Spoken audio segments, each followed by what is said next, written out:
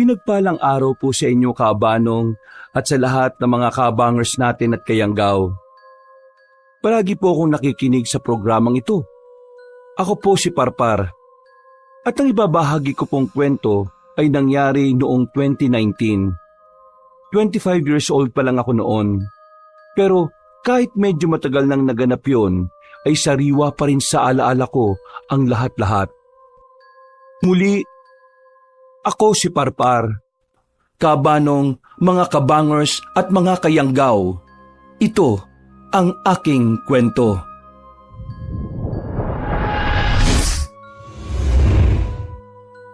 Bago nga pala magsimula ang ating kwento, sana'y mapindot nyo muna ang subscribe button at ang notification bell para lagi kayong nanonotify pag may bago tayong mga kwento.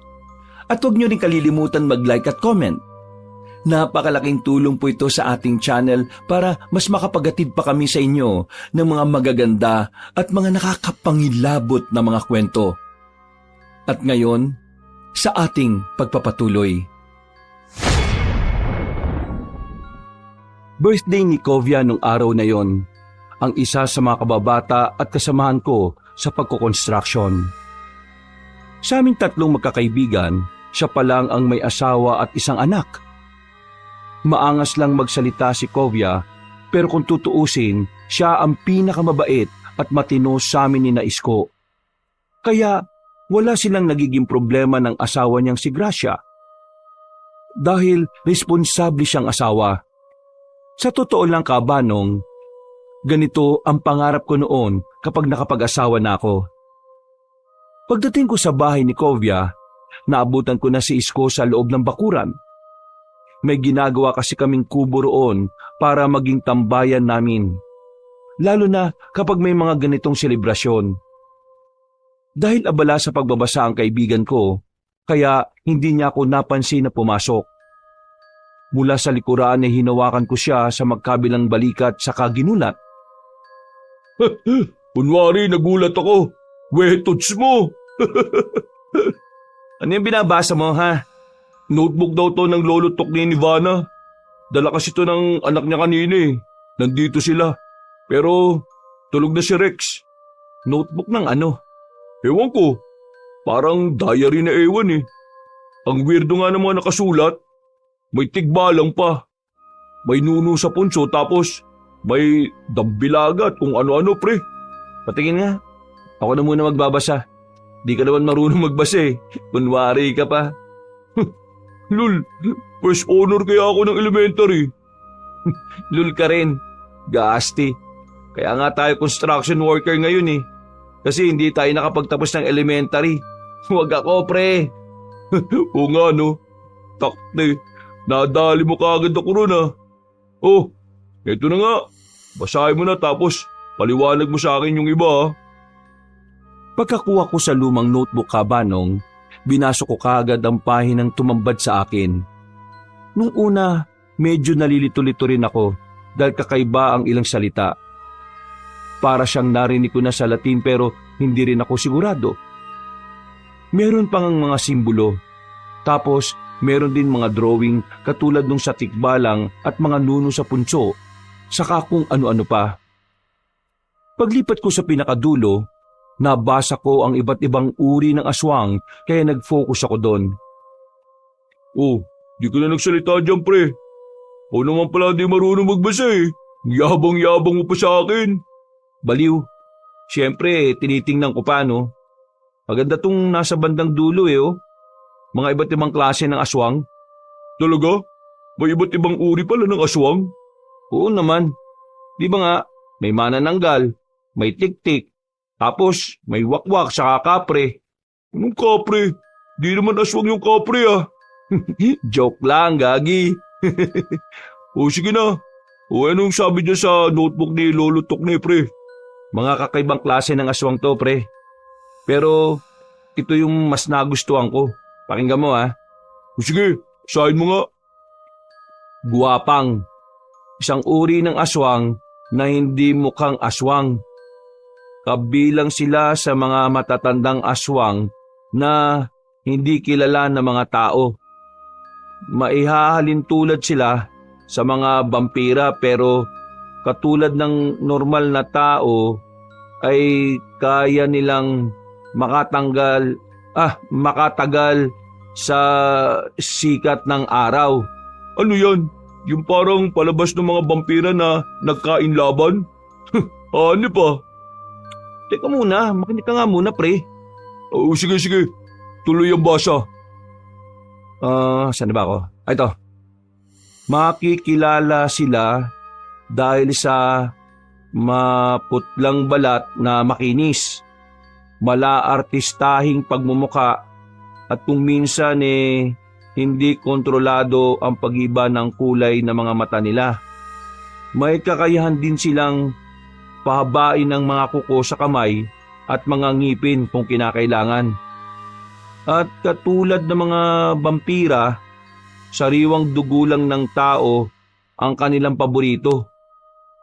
Bihira sa mga katulad nila ang kumakain ng laman loob, at kung meron man, palaging puso lang ng tao ang kinukuha nila. Bah, ayos ah. Parang choosy sila no. Kung magiging aswang ako, gusto ko na lang maging guwapang, pre.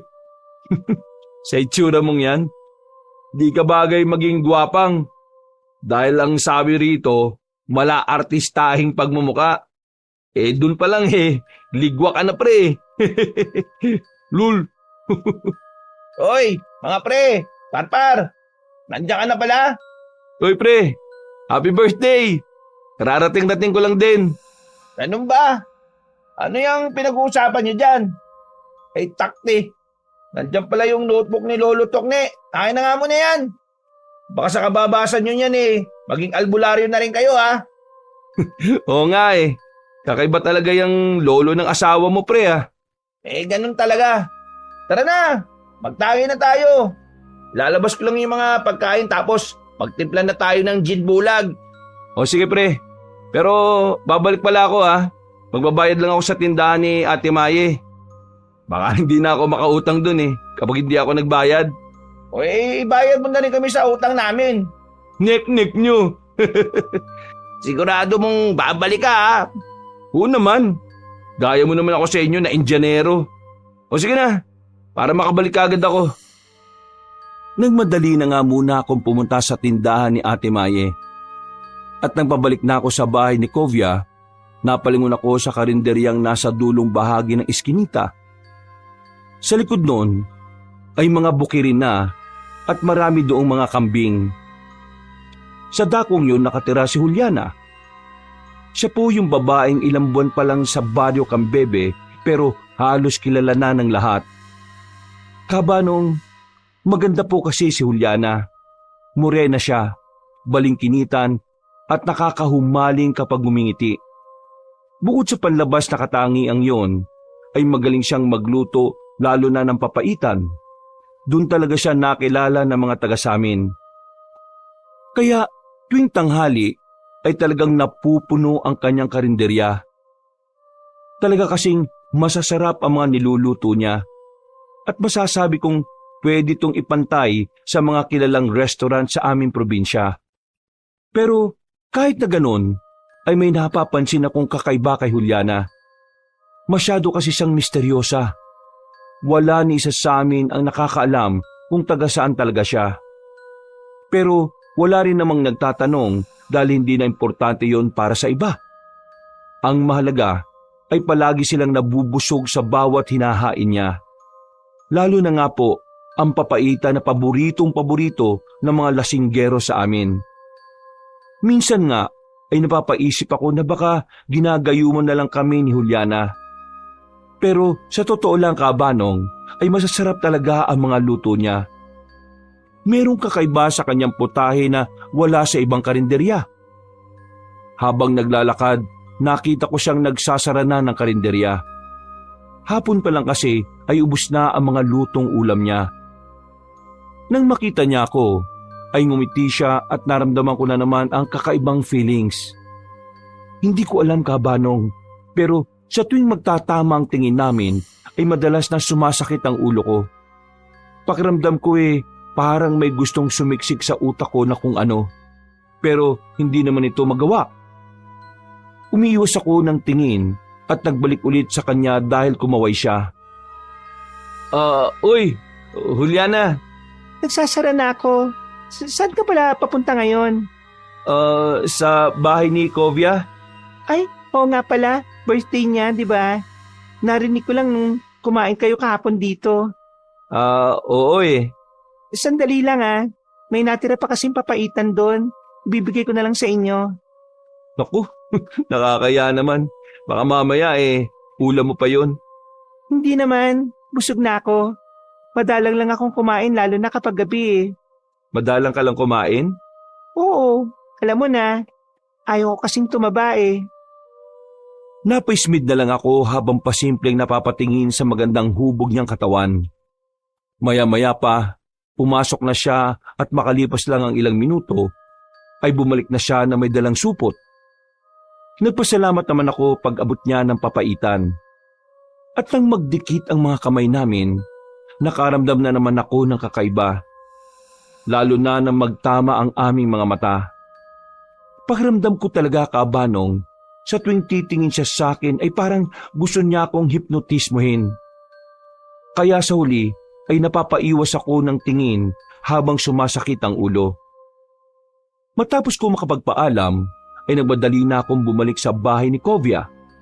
Pagdating ko roon ay eksaktong palubog na rin ang araw. Nagiinuman na sina Isko at Kovia na parabang may mga tama na ng alak. Uy, mukhang mga lasing na kayo Anong lasing? Di kami lasing no? Nagsisimula pa nga lang Pre, tagay na. Paspas dapat tayo para makarami. Alak na alak ka naman masyado parang Isko Oh, paring Kovia, pahingi naman ng lagayan Nagpaabot ko si Juliana nitong papaitan para raw may pulutan tayo. Oh, bakit? Galing ka kay Juliana? Hindi ako galing doon, baliw ka. Napadaan lang habang nagsasara siya tapos nakita niya ako. Naalala niya raw nung nag-uusap-usap tayo kahapon na birthday mo nga ngayon, Kovia. Kaya ito, nagbigay siya nito. Hindi, shot puno mo na. Mamaya na, di pa nga ako nakakakain Pwede kumain ka na, para makatagay ka na. Uy, kalmaan mo lang. Kalulubog pa lang ng araw Nagmumukha ka na kagad hulas niyan. Wala nang kalma-kalma mga pre. Lagukin mo na kagad tong shot mo, parpar. Madaling-madali ka naman masyado, pre. Mauubusan na ng alak yan. Para kang pamilyado Kaya nga, wala naman maghanap sa'yo kahit di ka naman umuwi sa inyo Mga ugag, kapag sinagot ako ni Juliana, huyo talaga kayo sa aking dalawa. Pagkadinig namin ni Kovia na sinabi yon ni Isko ay nakatinginan kami. Sabay din kaming napabaling sa maitim kong kaibigan. At pagkalawon ay sabay din kaming humalakhak. Umalingaw-ngaw pa nga ang ingay naming hindi lang sa buong kubo kundi hanggang sa buong bakuran. Si Kovia ay napahawak sa tiyan dahil sa kakatawa habang ako naman ay halos naglupasay na sa upuan. Pero natigilan din kami nang muling bumoses si Isko at sa pagkakataong yon ay talagang seryoso na siya. Tawang-tawa pa kayo Tingnan niyo sa mga darating na araw. Ayaw ko pa sana itong sabihin kasi ang usapan namin ni Juliana, sikreto lang muna naming dalawa to. Anong sikreto naman yan? Yung pangliligaw ko sa kanya. Paniwalaan niyo man o hindi, totoong nililigawan ko siya. Cross my heart, double-double. Kahit mamatay pa buong pamilya ko. Totoo nga? Totoo nga. Hindi to usapang lasing mga pre.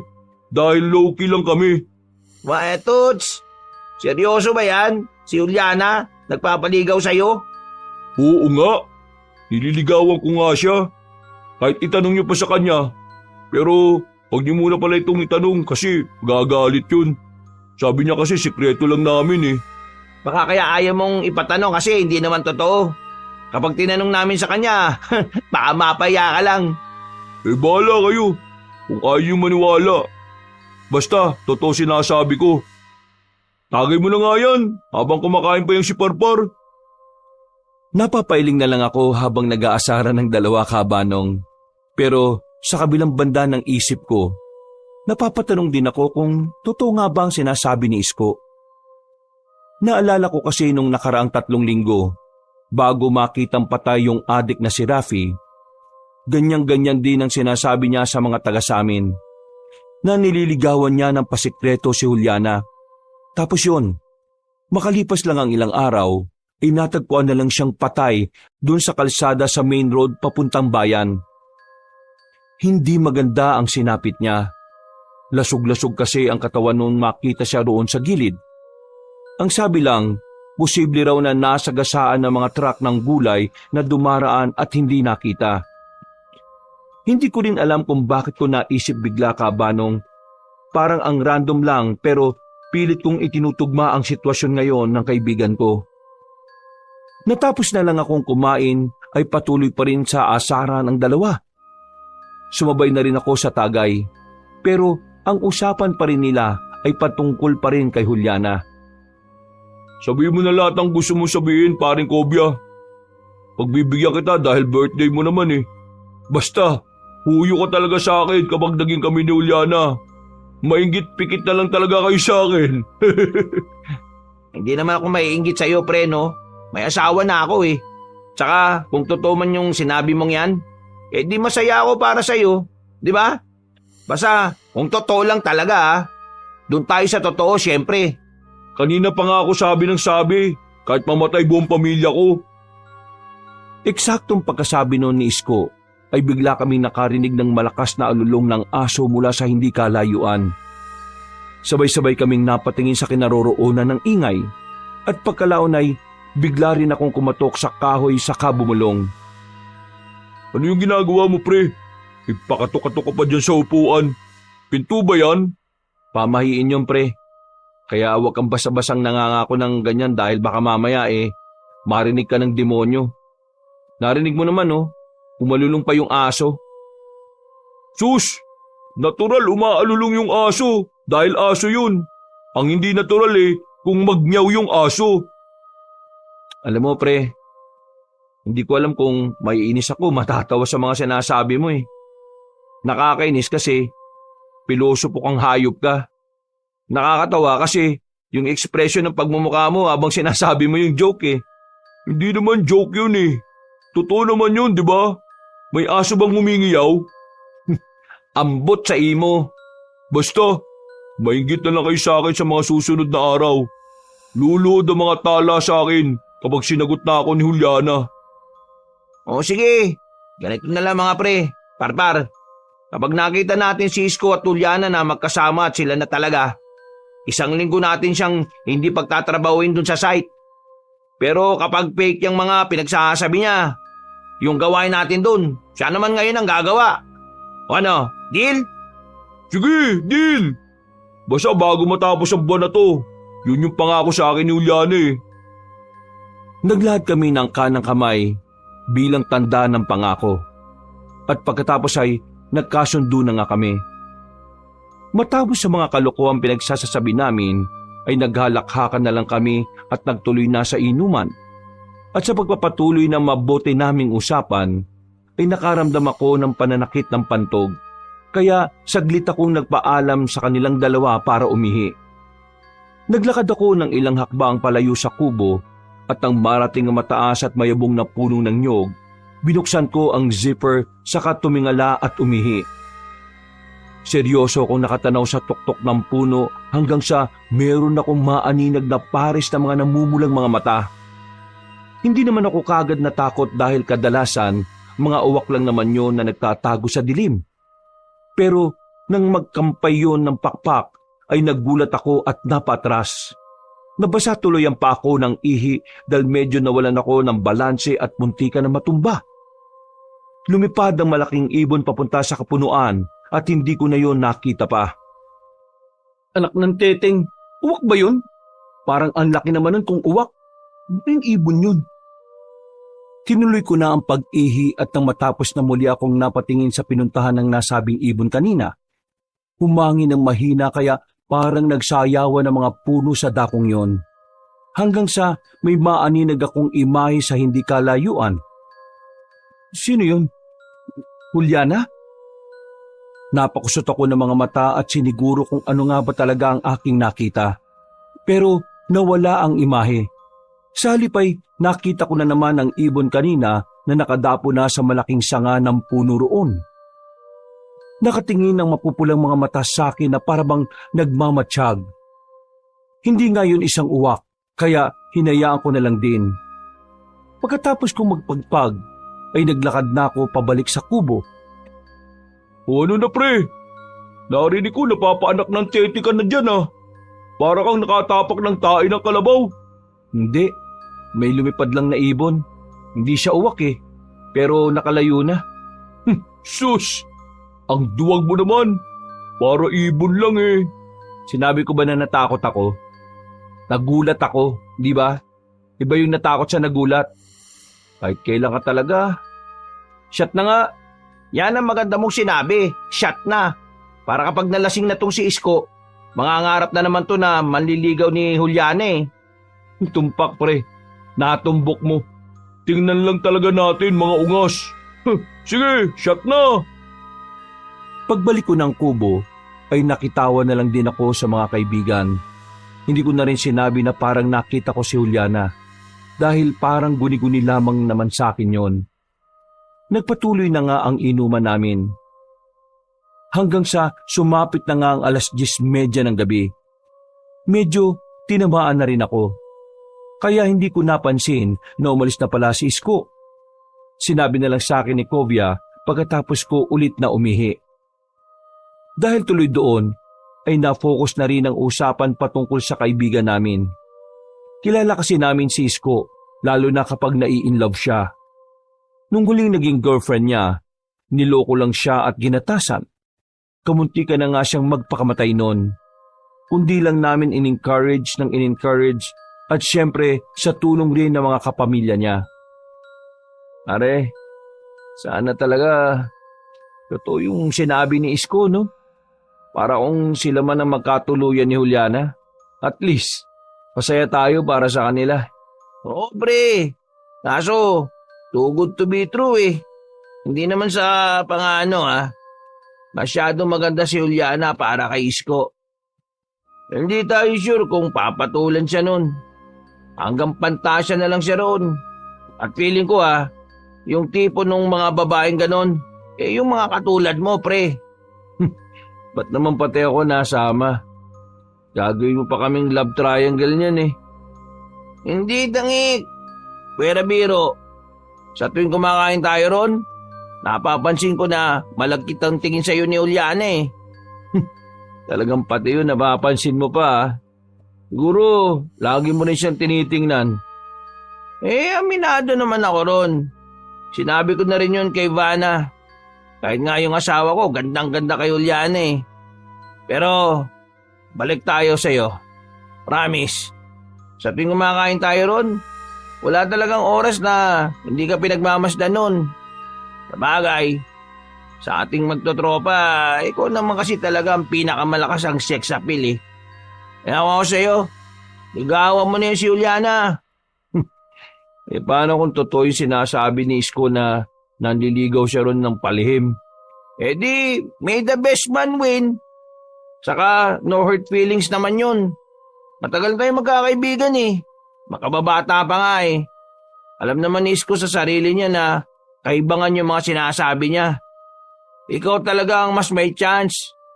Bakit kasi ayaw pang manligaw eh? Hindi ko nga rin alam pre.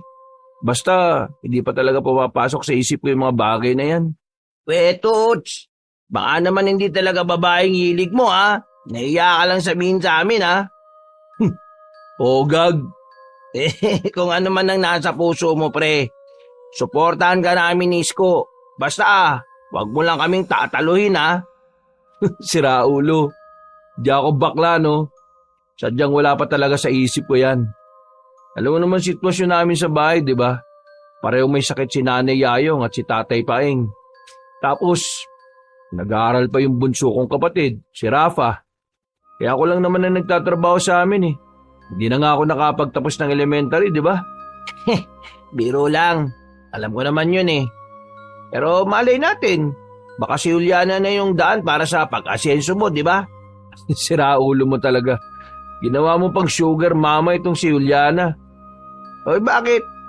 Hindi naman nakakalayo edad nyo Parang sa pagkakalam ko, 30 na yata yun, sabi ni Ate Mai. Age doesn't matter naman, pre. Kaya kung ako sa'yo, ikaw na unang maligaw doon. Ay nako, shot mo na nga to. Tapos, ako na yung last shot. Pagka-shot namin pareho ng alak, ay nagpasya na rin kaming mag-uwian. Lumabas na rin kasi ng bahay si Vanna. Umiyak kasi ang anak nilang si Rex. Dahil dito, tumulong na ako sa pagliligpit ng pinag-inuman namin. Pagkalaon ay nagpaalam at nagpasalamat na ako sa mag-asawa. May pasok pa rin kasi kami bukas. Magkakasama kaming 3 doon sa bahay bakasyon ang ginagawa na malapit lang din sa bukid at sa karinderya ni Juliana.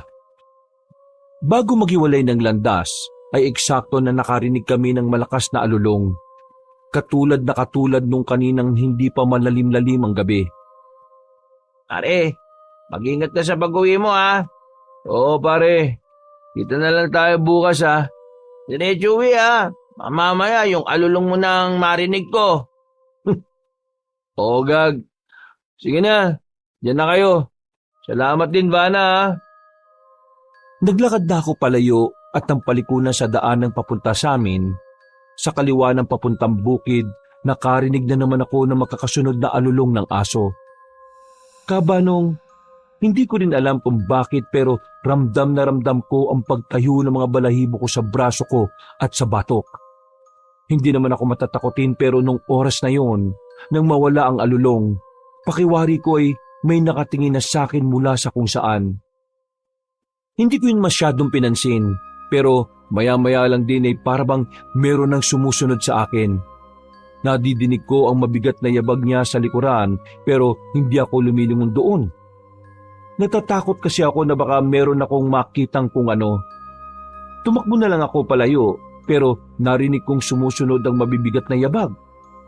Dito na nagsimulang umusbong ang takot sa aking dibdib. Pakiramdam ko ay nawala ang tama ng alak, kaya pinagpawisan ako ng husto. Hindi dahil sa pagtakbo, kundi dahil sa kabang nararamdaman. Totoo ba ito? O dahil lang sa tama ng alak? Putik, sana makauwi na ako. Mas lalo kong nagmadali nang mapadana sa pababang daan. Sa bahagi kasing ito ng baryo namin ay may malaking bato na nakahambang sa gilid ng daan. Mapuno rin kaya medyo madilim talaga ang lugar kahit pa may buwan at mga maningning na mga bituin. Yung parte talaga na yon ay hindi nadidiligan ng liwanag. Habang tumatakbo ay taimtim akong nagmasid sa paligid. Hindi pa rin kasi nawawala sa pakiramdam ko ang tila sumusunod na kung sino. Nakakilabot talaga sa pakiramdam na parang nagpawala ng tama ng alak sa akin. Sa totoo lang Kabanong, hindi na bago sa akin ang mga katatakutan sa aming lugar. Bata pa lang kasi ay mulat na ako sa ganitong kwento mula sa nanay Yayong at tatay Paing ko. Nung hindi pa sila parehong nakaratay sa banig ng karamdaman, marami silang kwento tungkol sa kababalaghan. Katulad din sila ni Lolo Tukne ni Vanna. Mahilig sa pamahiin at maraming alam sa mga gawi ng hindi pangkaraniwan. Kaya ganun na lang din ang paniniwala ko at pagsunod sa mga pamahiin. Dahil alam ko rin naman na walang mawawala kung susunod sa mga ito. Sa kabila ng kwentong kababalaghan, sa tanang buhay ko ay hindi pa ako nakakaengkwentro ng mga bagay na ikinukwento ng aking mga magulang katulad ng aswang, mangkukulam, engkanto at iba pa. Pero malaki ang respeto ko sa mga taong naniniwala sa ganito. At ngayong tila nararanasan ko na, doon ko mas nasiguro na totoo nga ang mga kababalaghan. Nang nasa gitna na ako ng nasabing daan, mas lalo kong narinig ang mabibigat na yabag. Hindi pa rin ako lumingon sa likod dahil ayaw ko makakita ng ikagugulat ko at ikatatakot. At sa pangatlong pagkakataon ay naulit na naman ang pag-alulong ng aso ng ilang ulit. Napakaripas na talaga ako ng takbo. Alam ko rin sa sarili ko na wala na ang tama ng alak kaya mas ramdam ko na ang takot. Nakakarinig na rin kasi ako ng pagaralgal na tinig na tila papalapit ng papalapit sa akin. Nang tumigil ang alulong ng mga aso, ay bigla namang humangin ng malakas dahilan para mapatingin ako sa itaas. Kitang-kita ko ang pagsayaw ng mga dahon ng puno pati na rin ang sinag ng buwan na parang nagpupumilit pumasok sa dakong dinadaanan ko. Pagdampi ng hangin sa balat ko, ay mas lalong tumindi ang kilabot. Ang mga balahibo ko sa braso at batok ay muling nagtaasan. Kaya napahimas ako sa bahaging yon habang nagmamadali sa pag-uwi. Nang tumigil na ang malakas na hangin, ay bigla na lang din akong napahinto. Nawala na kasi ang mabibigat na yabag sa likuran. Napalingon ako roon ng pasimple at takaynga ng maluwag nang wala akong makita. Pero pagharap ko, nagimbal ako dahil nakita ko na naman yung malaking ibon na mamula-mula ang mga mata. Ito rin yung ibon na nakita ko roon banda sa bakuran ni Kovia. Nakapwesto yon sa sanga habang nakatingin sa akin at tila nanlilibak. Parang lumaki ang ulo ko sa takot kaya napakaripas talaga ako ng takbo. Sa sobrang taranta ko ay kamuntikan pa akong madapa. Mabuti na lang ay mabilis din akong nakapagbalanse ng sarili. Kaya nagpatuloy na lang ako sa pagtakbo ng matulin. Ibon ba talaga yon? Bakit parang sinusundan ako nun? Sa kabutihang palad ay nakarating na rin ako sa mga kabahayan, kung saan kahit papaano ay may mga liwanag na ang mga daanan. Hingal na hingal at pawis na pawis talaga ako sa pag-uwi ng bahay. Parang mas nagmukha pa akong nag-jogging kesa naginom. Pagkatok ay sinalubong ako ni Rafa na patulog na rin. Bago pumasok sa kwarto naming magkapatid, ay sumilip muna ako sa tulugan nila nanay at tatay. Nang makita kong nahihimbing na ang tulog nila, ay nakahinga na rin ako ng maluwag. Nagilamos lang ako ng katawan saglit bago tumabi sa nakababata kong kapatid. Nawala na rin bigla sa isip ko yung mga nangyari dahil mas natuon na naman ang pag-iisip ko kay nanay at tatay. Nung malalakas pa kasi sila kabanong, masisipag talaga ang mga magulang ko. Pero ito naman ang panahon na matigas ang ulo ko at laging nagbubulakbol. Kaya hindi ako nakapagtapos ng elementarya. Kung alam ko lang na mangyayari ang ganito, nakinig na lang sana ako sa mga magulang ko. Kaya ang payo ko rin sana sa mga nakikinig ngayong mga kabataan, habang may lakas pa ang mga magulang natin, habang pinag-aaral pa nila tayo, huwag tayong maging pasaway. Dahil kapag dumating ang panahon na hindi na nila tayo kayang tulungan, magsisisi kayo tulad ng nangyari sa akin. Para hindi na ako mauwi na naman sa kalungkutan, ay idinaan ko na lang ang lahat sa dasal sa Diyos. Lord, marami pong salamat dahil sa kabila ng mga pagkukulang ko bilang anak. Hindi mo pa rin po ako pinababayaan, pati ang mga magulang ko. Ang dasal ko lang po sana ay proteksyonan niyo po sila at tumaba pa ang kanilang mga buhay. Hindi po ako nawawala ng pag-asa na gagaling ulit ang nanay at ang tatay ko. Kayo na po palagi ang bahala sa pamilya namin. Sa ngalan ng Diyos Ama, ng Diyos Anak, at ng Diyos Espiritu Santo. Amen.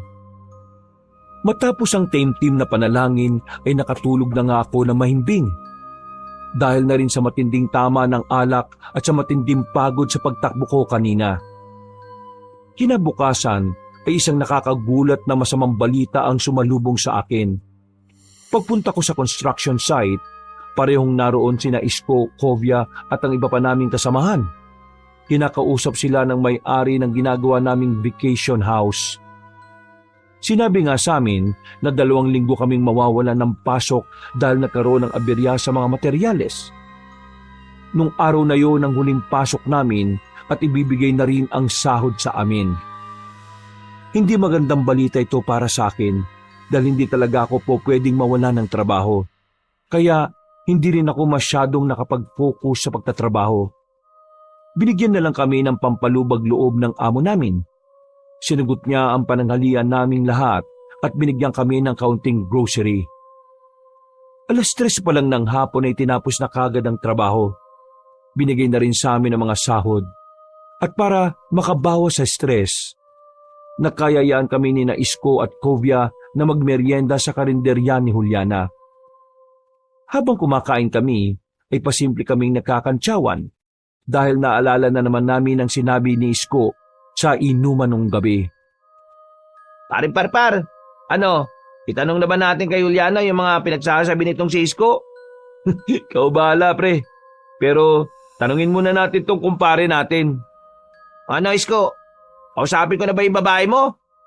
Uy, bakit hindi ka na makapagsalita dyan? Tumigil nga kayo. Kapag di nyo pa inubos yung papaitan nyo, kukunin ko yan. Seryoso mo naman masyado, pare. Binibiro ka lang eh. Di magandang biro, pre. O sige na nga, di ko na sasabihin. Baka mamaya dahil dyan hindi mo na ako pansinin hanggang tumanda tayo. Ang uoy mo, pre. Pero pwede ko rin gawin sa'yo yun. Hello sa inyo. Napansin kong hindi niyo pa tinitikman yung papaitan May problema ba sa luto? Malamig ba o hindi masarap? Medyo hindi ko kasi sigurado kung nalagyan ko ba yan ng pampalasa Hindi ko na rin kasi natikman kagad dahil dumagsa kagad yung tao.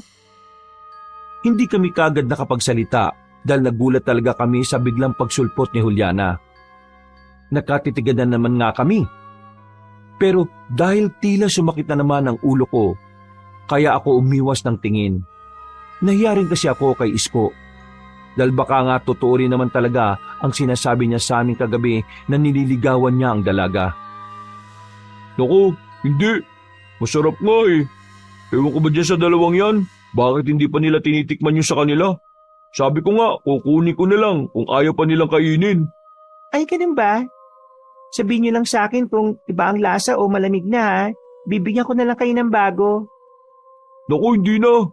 Sigurado namang masarap tong luto mo Huwag mong pagpapapansinin yung sinarap-rap at kobya. Sigurado kayo Tumango lang kami at nag-okay sign tanda ng pagsang-ayon. Ilang saglit pa ay nagpatuloy na rin kami sa pagkain ng papaitan. Bumili na rin ako ng extra para may madala sa bahay at bago kami mag-uwian, nilapitan kami ulit ni Juliana para kausapin. Pasensya na sa inyong tatlo pero narinig ko kasi ang usapan nyo kanina 2 linggo ba kayong mawawalan ng trabaho? Oo nga Kakalungkot nga. Kailangan ko pa naman ng trabaho. Di ako pa pwede mawalan talaga lalo na't sa akin umaasa yung nasa bahay.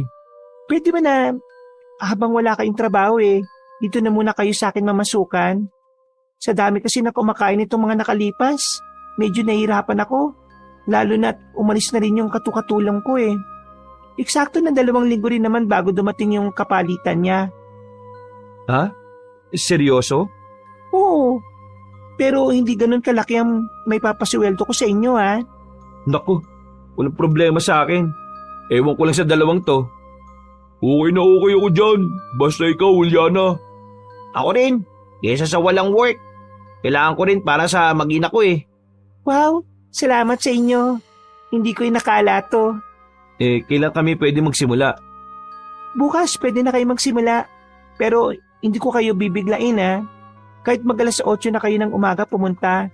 Tapos pag-usapan din natin bukas kung anong oras kayo pupunta rito sa mga susunod na araw. Okay. Salamat sa iyo Nang magkamay kami, ay nakaramdam na naman ako ng kakaibang puwersa. Pagkatapos ay muli na naman kaming nakatitigan hanggang sa manakit na naman ng bahagya ang ulo ko. Mabuti na lang din ay umiksena si Isko kaya nagbitiw kami ng kamay at sila naman ang nag-shake hands.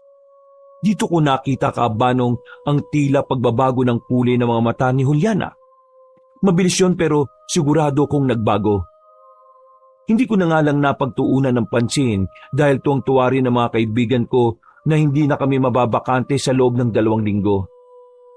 Masaya akong umuwi ng bahay pero inalala ko pa rin yung nangyari kanina. Napapaisip na talaga ako ng gusto kung bakit sa tuwing nagtatama ang mga mata namin ni Juliana, parang pakiramdam ko para siyang nagpupumilit na pumasok sa isipan ko. Pati yung pagbabago-bago ng mga mata niya, parang hindi to normal. Bigla tuloy akong may naalala. Teka, Saan ko nga ba nabasa yung tungkol sa pagbabago-bago ng kulay ng mga mata ng isang tao? Nakatulog na lang ako sa kakaisip at hindi tuloy nakapanalangin. Kinabukasan, nabulahaw ako dahil sa ingay sa labas ng bahay. Pagsilip ko sa bintana, nakita ko si Kovia na parabang humahango sa pagmamadali. Oh, bakit pre? Anong problema? Uy! Teka! Bakit umiyak? Ayos ka lang ba? May nangyari ba sa inyo ni Vanna? Nag-away ba kayo? Hindi pre. O kung hindi, bakit ka umiyak dyan? Si Isko. O bakit? Anong nangyari kay Isko? Doon sa dulo ng bukid sa kabila. Malapit doon sa malaking bato na makulimlim na daan. O ano nga pre? Langya naman nakakataranta ka naman eh. Nakita siya ron. Patay! Para akong nabingi sa mga narinig ko, Kabanong. Bumagal ang paligid ko at para akong nahilo. Tinapik lang talaga ako ni Kovia na umiiyak pa rin. Pagkalaon ay sa kanya ako inaya na magpunta nga roon sa lugar kung saan sinasabing nakita ang bangkay ng kaibigan namin. Dali-dali kaming tumakbo at ang nasa malaking bato na kulimlim na daan na kami, marami ng mga tao na nakikiosyoso sa kung anong nangyari. Paglapit namin ay hindi kami makapaniwala sa aming nakita.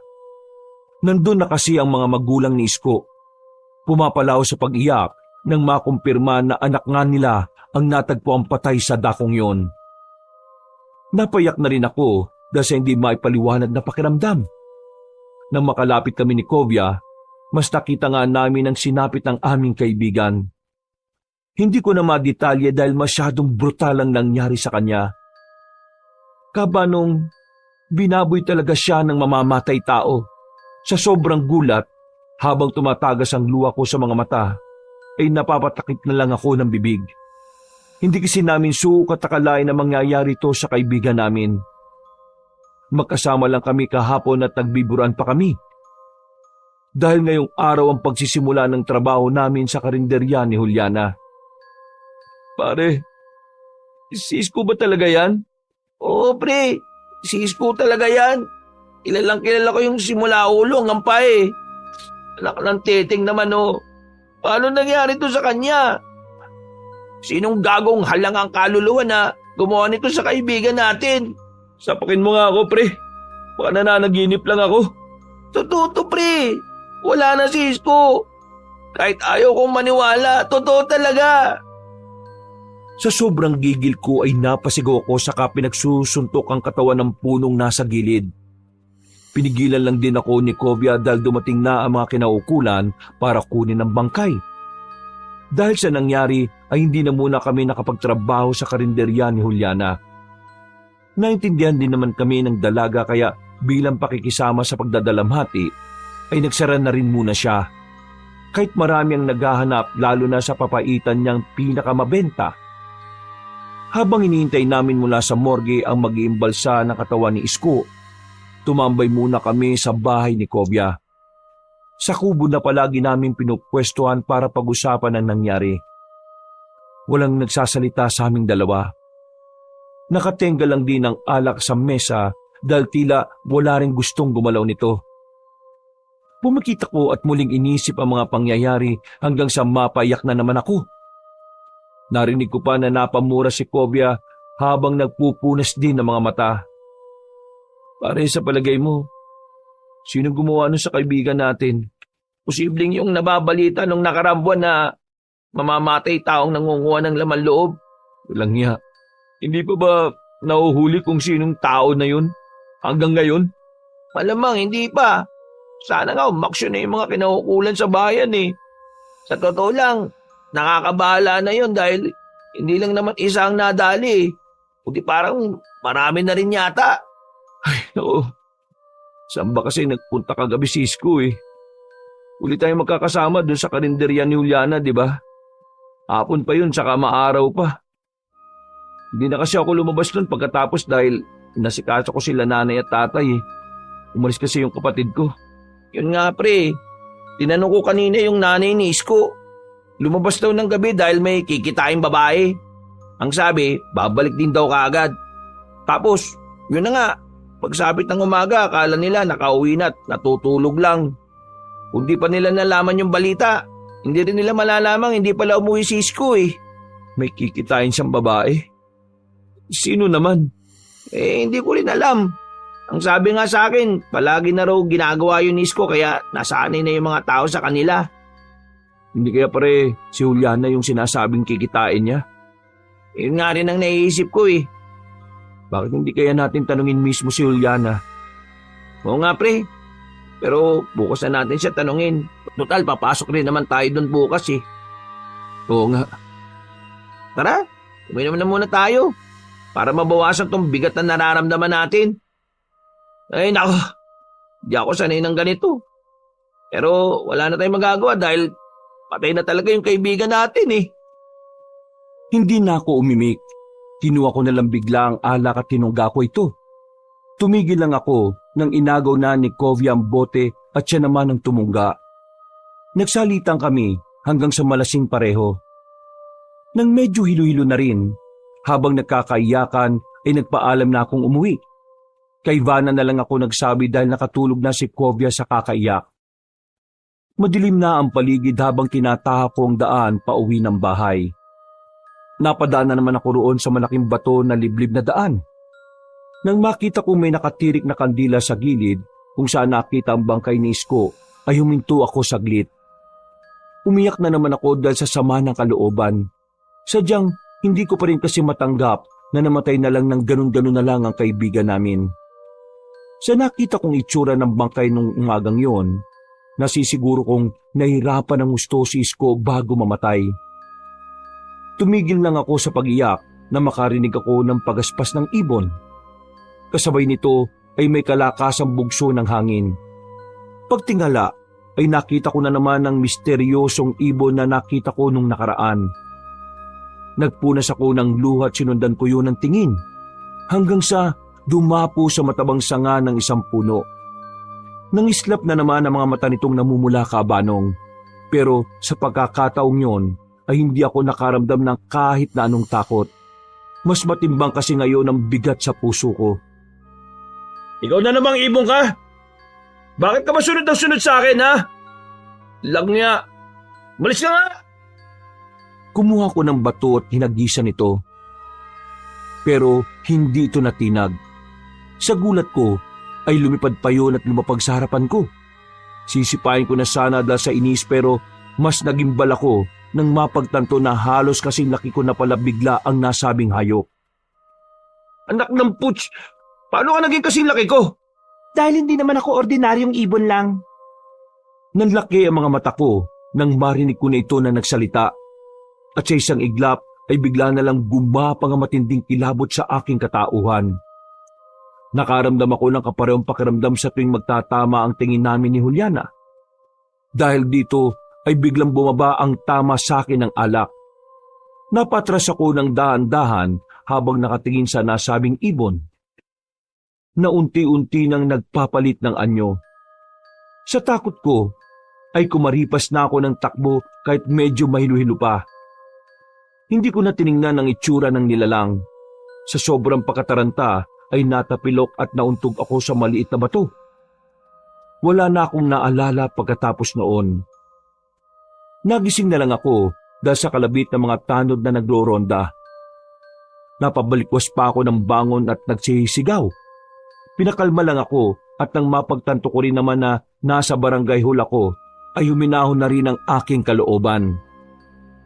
Pinagalitan pa ako ng konsihal at sinabing huwag magpagala-gala lalo na ngayon. Hinatid na rin ako sa amin kaya nakapagpahinga na rin talaga ako. Kinabukasan, masakit man sa ulo ay pumasok na rin kami pareho ni Covey sa karinderya. Nakakahiya na rin kasi kay Juliana. Lalo na nangako kami kahapon. Alam niya ang pinagdaraanan naming dalawa kaya hindi niya kami masyadong inutos-utusan sa maraming bagay.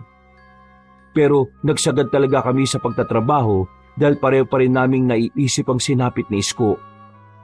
Para mabawasan ang pag-iisip, kailangan maging focus kami sa pagtatrabaho. Maya-maya, pagkatapos ang pagdagsa ng mga tao, pasado 2:00 ng hapon ay nagpahinga na muna kami. Nagpaalam na muna si Covey na uuwi habang ako ay nagpaiwan sa karinderya. Baka kasi dumagsana naman ang mga tao magmemeryenda naman. Tahimik nung hapon na yon, Kabanong.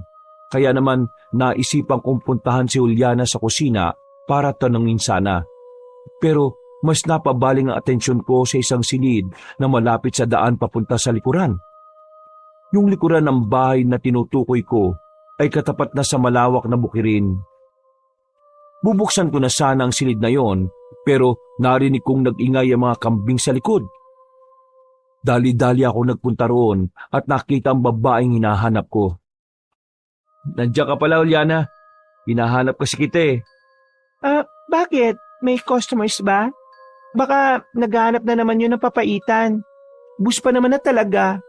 Bukas na kasi ulit ako magluluto dahil hindi ko nalagay yung isa pang laman loob kanina.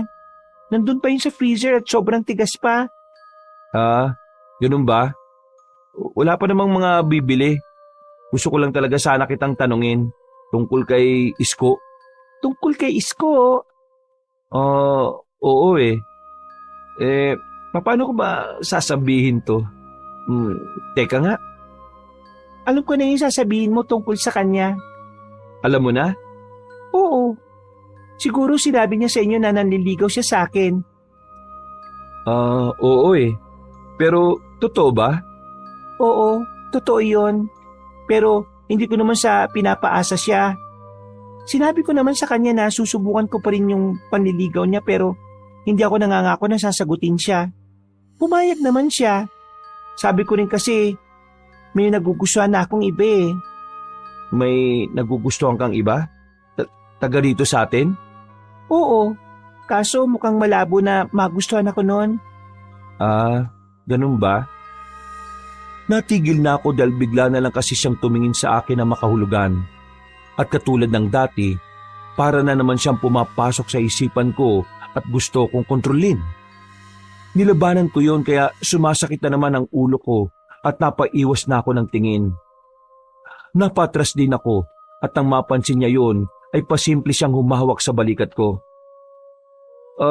Nakita ba kayo nung isang gabi bago siya namatay? Ha? Makikita pa lang sana. Kaso hindi siya sumipot eh. Kaya yun, naisip ko na baka hindi na siya pupunta. Natulog na lang ako tapos nabalitaan ko na nga yun nangyari. Sa totoo lang, ayaw ko lang ipakita pero sobrang nanlumo ako kasi parang nagugustuhan ko na nga siya talaga eh. Kung alam ko lang na mangyayari to, dapat pala hindi ko na pinatagal yung panliligaw niya. Hindi ko rin alam kung bakit pero niyakap ko na lang siya ng maigpit para aluin. Hanggang sa maramdaman ko ang maigpit niyang pagkakayakap pabalik. Nung una ay naiilang pa ako, pero pagkalaon ay para na akong nahihipnotismo ulit. Walang ano-ano ay bigla na lang sumagi sa isip ko yung malaking ibon ng gabi. Feeling ko kasi, kamoy yun ni Juliana. Dali-dali akong tumanggal sa pagkakayakap at lumayo. Halata naman sa mukha niya ang matinding pagtataka. Bakit? May ginawa ba ako mali? Wala naman. Ano lang kasi, naantala na ang pag-uusap namin na may mga dumating ng customer. Nagtungo kagad ako sa karinderya at pinagsilbihan ng mga yon. Sumunod naman si Juliana na parabang wala lang ding nangyari. Mabilis na lumipas ang oras. Pagsapit ng gabi, nagpunta na kami ni Kovia sa lamay ng kaibigan namin. Nakasarado ang kabaong. Yung kasi ang request ng parents ni Isko.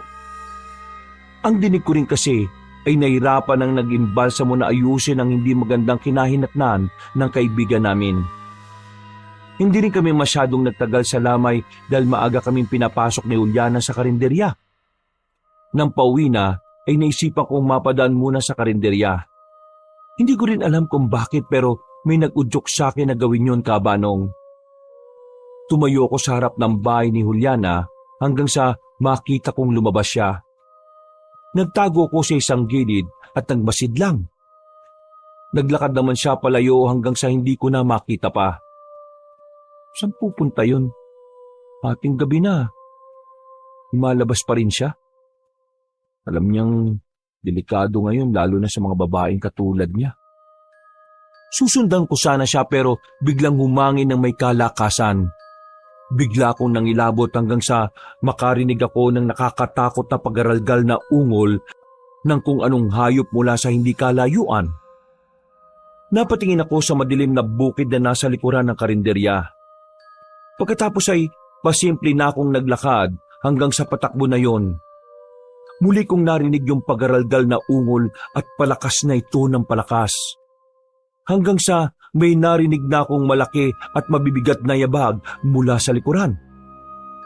Kumaripas talaga ako ng takbo hanggang sa makarating sa iskinita banda sa amin. Mabuti na lang at may mga posting may ilaw doon kaya nakampante na ako. Nawala na rin akong sinong umahabol kaya nagmadali na akong umuwi. Bago matulog, hindi na naalis sa isip ko ang tungkol sa nangyari. Parang yun din yung umabol sa akin ng muling inuman namin nila Isko ah. Paano na si Juliana? Baka mamaya kung mapano siya sa nilalang na yun. Baka rin totoo yung sinasabi ng mga taga-baryo na may aswang dito sa amin ngayon. Maraming tumatakbo sa isip ko nung gabing yon hanggang sa sumapit na lang ang 12:00 ng hating gabi. Tumayo ako ulit sa higaan para naman magbanyo. Natakot pa nga ako dahil nasa likuran ng bakuran ng CR namin. Hiwalay ito sa mismong bahay. Pero dahil sa ihing-ihi na talaga, binuksan ko na lang ang pinto sa likod ng bahay at doon na mismo umihi sa tapat. Tahimik ang paligid. Ang nagpapaingay lang ay yung malagripo kong pag-ihi. Napatingin ako sa mga puno sa likod ng bahay, kaya naalala ko na naman tuloy yung nangyari kanina. Bakit ngayon ko lang pala naalala yon?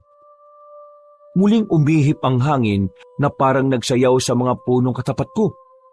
Kasabay noon ay napatingin ako saglit sa buwan na nung oras na yon ay tila nagdidilig ng liwanag sa madilim na gabi. Iginala ko ulit ang paningin sa matataas na puno hanggang sa may mahagip ang aking mga mata sa ibaba nito. Imahe ng isang babae. Maganda ang hubog ng katawan. Mahaba ang buhok kaya hindi ko rin masyadong maaninag ang itsura ng muka.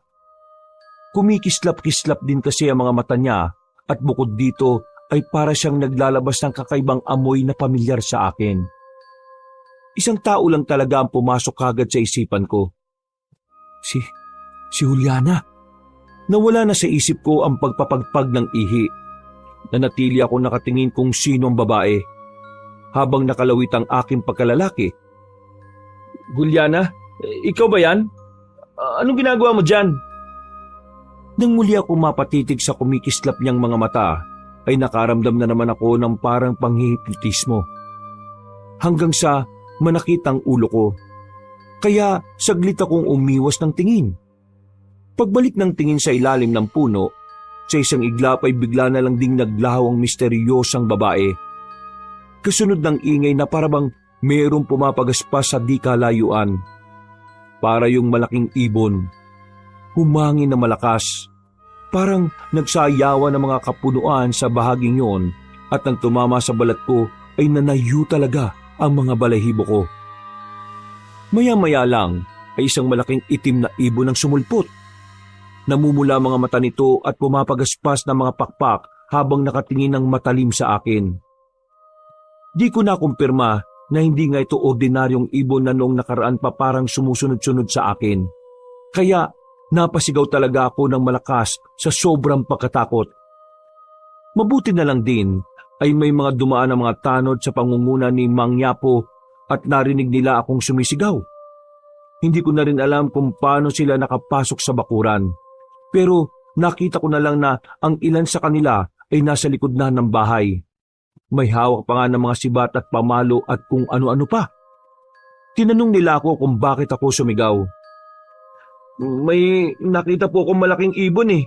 Hindi ko po talaga alam kung ibon ba talaga yun o hindi. Namumula yung mga mata niya eh. Tapos, basta po, nakakatakot yung itsura niya. Pumasok ka na muna roon sa loob ng bahay niya. Madali ka. Ano po bang meron, Mang Yapo? Ay!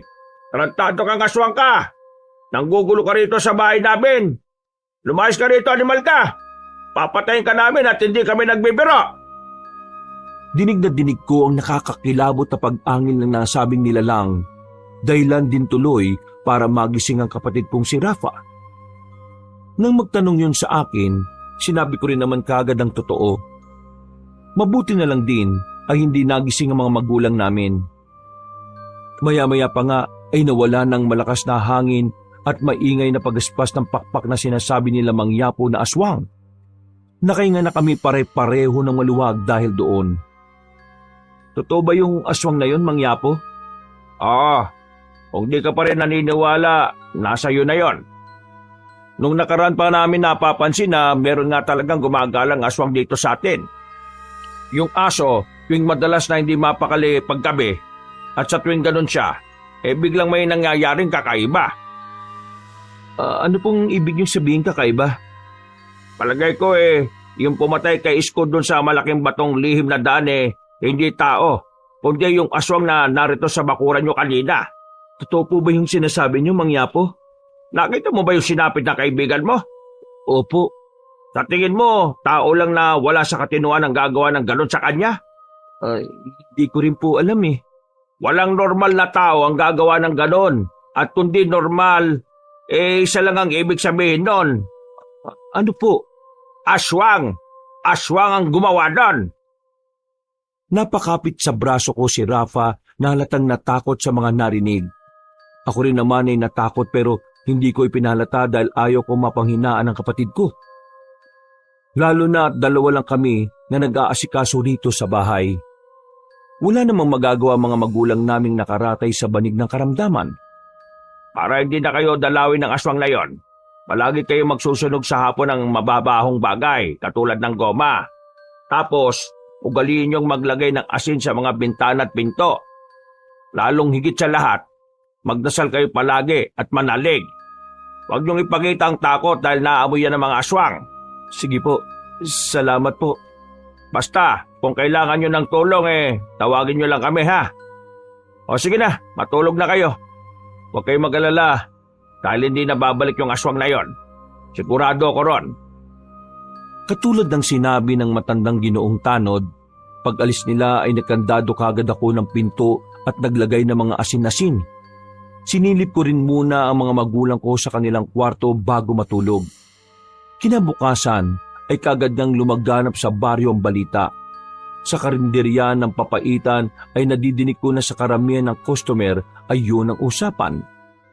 May mga lumapit mga sa akin at nagtatanong tungkol doon.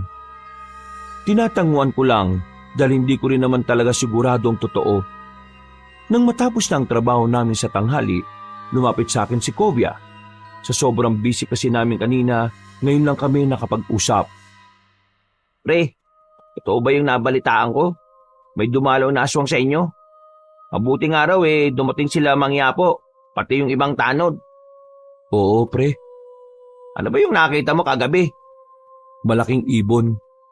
Ang totoo niyan, pre, yung huling inuman natin nila Isko, nakita ko na yon. Para niya nga akong sinusundan Talaga? Oo, hindi ko nga alam kung bakit. Baka pati yung aswang pre, napupugian sa'yo. Langya na yan Iba talaga ang kaibigan ko. Kahit aswang napapahumaling sa kanya. Loko-loko.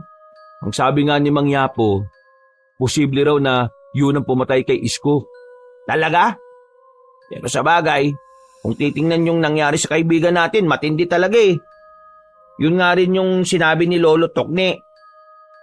Kagabi, nagpunta sa bahay para lang magbigay ng pangontra sa aswang. Usapang aswang kayo dyan? Juliana, ikaw pala. Kaninang umaga ko pa naririnig sa mga customer natin dito yung tungkol dyan Hindi lang kita matanong kasi pare-pareho tayong busy kanina. Oo nga Totoo ba na nakakita ka ng aswang? Anong itsura? Babae siya. Pero hindi ko mamukhaan kasi yung kislap ng mga mata niya kakaiba Baka naman kahawi ko yan Aaminin ko nung sinabi yon ni Juliana ay bigla ko ngang naisip na siya talaga yon. Hindi ko nalang binanggit at pakunwari na lang akong ngumiti. Pero umandar na naman ang kalungkutan ng isip ko. Masyado ka namang seryoso dyan, Parpar. Siya nga pala, meron pa akong natitirang papaitan doon sa kusina. Kaya magdala kayo, lalo na ikaw, Parpar. May sakit pa naman pareho yung mga parents mo. Ha? Paano mo nalaman na may sakit ang mga magulang ko? Wala naman ako masyadong pinagsasabihan ng tungkol dyan Ito naman, matagal na rin naman ako rito sa baryo. Siyempre, may alam na ako kahit papano sa mga taga rito. Saka, dapat lang naalamin ko kahit papano yung mga kasama ko rito sa karinderya. Para kahit papano, makatulong ako sa inyo. Basta, lagi mong dala ng papaitan ng mga parents mo Makakatulong yun sa kanila. Sa bagay, salamat Nang matapos na ang usapan namin, pinauwi na rin muna kami ni Juliana dahil wala namang halos customer na. Bumalik na lang kami ng hapon at nagpatuloy na sa pagtatrabaho hanggang gabi. Sa mga sumunod na araw, palagi na nga ako nagdadala ng papaitan sa bahay para kina nanay at tatay. Kami lang ni Rafa ang hindi kumakain noon dahil sa karinderya pa lang ay busog na ako. Ang bunso ko namang kapatid, hindi talaga mahilig dito. Katulad din ng bilin ni Mang Yapo, tuwing hapon ay nagsusunog na nga kami ng goma para raw pantaboy sa aswang. At 1 linggo ang lumipas nang mailibing na si Isko. Doon lang ulit namin naramdaman ni Kovia ang lungkot. Nakakamiss kasi talaga ang matalik naming kaibigan at kababata. Pero kailangan naming tanggapin na iniwan na talaga niya kami. Kinabukasan, 4:00 na madaling araw, nagulat ako dahil napasigaw si Rafa at pagpunta niya sa kwarto ni nanay at tatay. Dali-dali ako nagtungo roon at kahit ako man ay naggulat ng gusto. Nakita ko kasi si tatay paeng na nakatayo. Nakakalakad ka na, tay? Paano? Napupuring kagad si tatay na inalalayan naming magkapatid. Maya-maya lang din ay si nanay naman ang gumising at ganun lang din ang gulat ko nang sinubukan niya ring tumayo. Napaiyak ang kapatid ko sa tuwa. Ako naman din ay hindi mapigilan ng saya. Pero sa kabilang banda, nagtataka ako kung paano nangyari ito. Natatandaan ko kasi na sinabi ng doktor na halos wala na raw talagang pag-asa na sila ay makalakad, maliban kung dadaanin sa operasyon. Ang una nilang sinabi sa amin ni Rafa ay nagugutom sila, kaya pinaghain kagad namin. Pagkatapos noon ay nagpaalam ako kay Juliana sa karinderya na hindi muna ako makakapasok. Dinala kasi namin sa pagamutan sa bayan ng mga magulang namin. Nagulat na rin ang doktor na sumusuri sa kanila at itinuring naming himala ang mga nangyaring yon. Sa mga nakalipas pang araw, magana akong pumapasok sa karinderya ni Juliana dahil sa tila himalang nangyari sa parents ko. Yun nga lang, kapansin-pansin na naging gutumin sila at madalas nilang sinasabi na gustong-gusto nila ang papaitan. Kaya tuwing uuwi ng bahay ay nagdadala ako nito sa amin. Nahiya na nga ako kay Juliana. Sa totoo lang, pero kakapalan ko na rin ang loob ko. Biyernes, pasado 4:30 ng madaling araw. Pagdating ko sa karinderya, ay naabutan ko si Kovia at Juliana na parang may kakaiba. Hindi maganda ang kutob ko kaya pasimple kong kinausap ang aking kaibigan. Pre, huwag mong masamayin tong sasabihin ko ha. Ano yung nakita ko kanina? Bakit parang sweet-sweetan kayo ni Juliana? Ha? Sinong sweet? Kami? Hindi naman Pare, alam ko yung nakita ko kanina. Naglalandian kayo at kamunti ka muna pa nga siyang halikan kung hindi pa ako dumating. Ano naman sa'yo kung mag-aarutan kami, pre? May problema ba ron? Gusto rin naman niya Binibigay ko lang yung hilig niya. At saka, teka, bakit mo ba ako sinisita? Nagsisilos ka kasi. Hindi ikaw yung kaharutan niya kundi ako. Babagal-bagal ka kasi, pre. Uy, Kovia, naririnig mo ba yung sarili mo, pre? Wala akong pakialam kung magharutan kayo na magharutan ni Juliana. Pero may asawa kang tao, huy. Huwag kang tanga. Ano? Anong ano? Umayos ka nga. Ano ba yung sinasabi mo, pre? Hindi na ako nakasagot pa. Unti-unti na kasing nagdatingan ng mga customers. Pero nagtaka rin ako sa biglang inasal ng kaibigan ko. para siyang biglang bumalik sa wisyo kumpara kanina. Habang nagtatrabaho kami, panay ang lingon ko kay Kovya. Sa katunayan, palitan ang tingin ko sa kanila ni Juliana. Hindi ko rin maintindihan ang sarili ko pero nagsisimula na akong kutuban sa mga ikinikilos ng dalaga. Ilang saglit pa nga'y muli ako napabaling kung nasaan ang tindera ng papaitan. Dito ko napansing nakatingin din pala siya sa akin ng makahulugan. Pasimple pa nga siyang ngumiti at biglang kumindat. Napalingon pa nga ako sa likuran upang siguraduhin wala siyang ibang kinikindatan. Nakumpirma ko na ako ngayon. Nahihiya ko lang siyang tinanguan, pero ang totoo ay nakaramdam din talaga ako ng kakaibang sensasyon. Para bang may kung anong kakaibang pakiramdam at bukod dito ay may mabigat na puwersang tila gustong pumasok at sumakop na naman sa isipan ko. Kaya napahawak naman ako sa sentido habang umiiwas ng tingin. Mabilis na namang lumipas ang oras. Halos maghapong hindi kami nagkausap ni Kovya. Pakiramdam ko tuloy ay iniiwasan niya ako. At nang magbabanyo ako bago umuwi, ay nakita ko na naman sila ni Juliana. Nagulat talaga ako dahil nakita ko silang naghahalikan, Kabanong. Napakuyom ako ng kamay hindi dahil sa selos, kundi galit sa kaibigan ko dahil nagawa niyang lokoy ng asawa niyang si Vanna.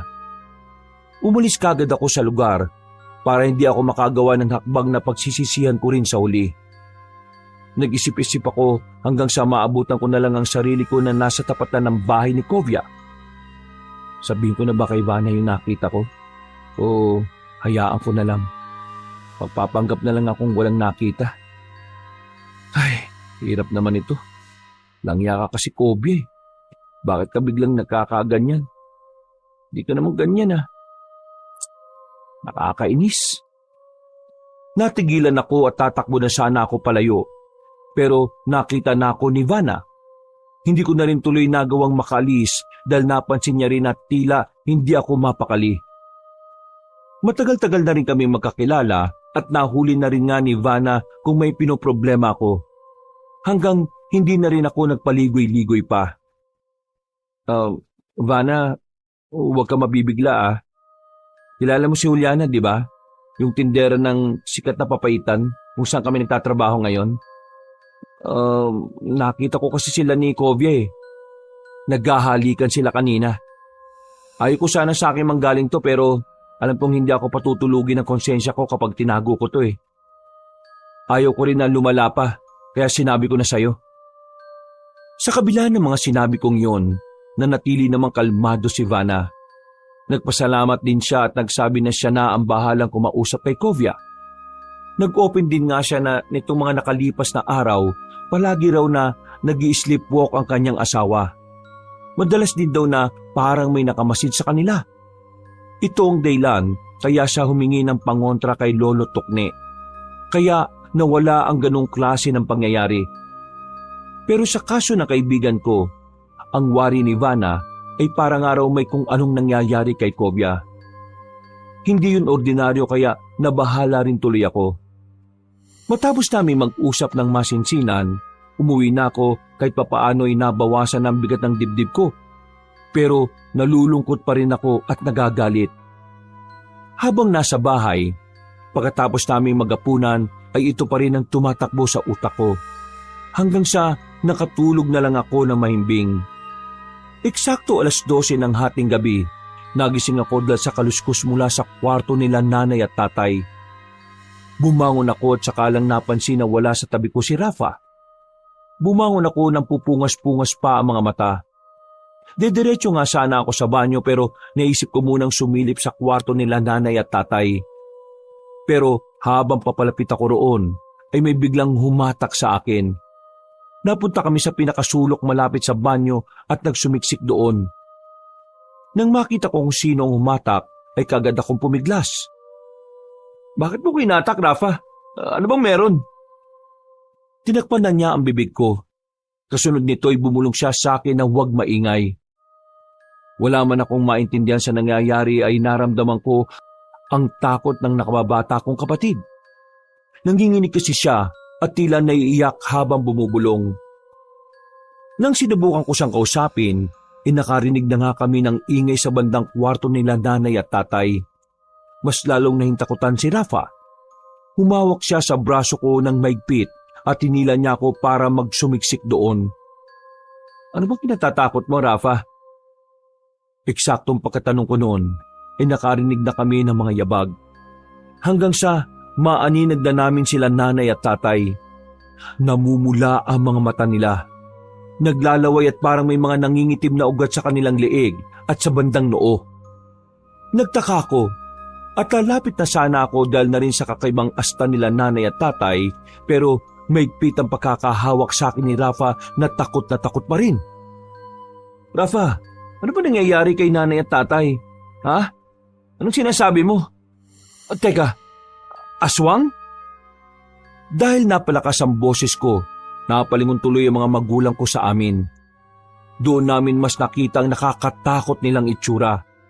Para silang mga asong ulol na gutom at handang manakmal. Doon na ako ginapangan ng takot nang sabihin nga ni Rafa sa akin na aswang ang mga magulang namin. Hindi talaga ako makapaniwala, pero nang makita ko sila, ay naihalin tulad ko nga sa nanalakay sa amin nung nakaraan. Ngumiti sila pagkakita sa amin. Sabay sabing patikim ng sariwang dugo at karni namin. Dahil dito'y hinatak ako ni Rafa palayo sa kanila. Sumunod naman ako habang nililingon-lingon sila nanay at tatay. Mula sa pinto ng likod ng bahay, nakalabas kami at umikot hanggang sa lumang gate. Nakalaki ito at naiwan sa loob ng bahay ang susi. Kaya nataranta kami pareho ng kapatid ko. Napasulyap ulit ako sa likuran at nang makita ko na ang mga magulang namin at tila hayok na hayok kaming matikman, gumawa na kagad ako ng paraan. Rafa, tumutong ka sa akin, bilisan mo! Tumulong ka sa bakod! Talo na! Pinagdikit ko ang mga kamay ko at saka iniharap nga kay Rafa. Sumampa siya rito at kumapit sa bakod saka muling tumapak sa balikat ko bago tumalon palabas. Ako naman, habang papalapit ang mga magulang naming naglalaway, tumalon ako sa bakod at saka rin sumampa.